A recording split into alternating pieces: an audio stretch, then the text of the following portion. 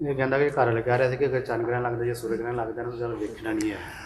हाँ, ये जो बहुत मशहूर है, चांद ग्रहण या सूरज ग्रहण हो तो उसको देखना नहीं है, और हामिला औरत ने कोई काम नहीं करना, लेटना नहीं है, बैठना नहीं है, चलती रहना है, और जो है ना कोई छुरी हाथ में नहीं पकड़नी, फलाना काम नहीं करना। ये सारा जो चीज़ें हैं ना, इनका किताबुल्लाह में और सुन्नत रसूलुल्लाह में कहीं नामो निशान भी नहीं है। ये तवाहम परस्त लोग जो वहम की पूजा करते हैं ना, तवाहम की, वो तवाहम परस्त लोगों के ये ख्यालात हैं सिर्फ, इसका दीन से कोई ताल्लुक़ नहीं है।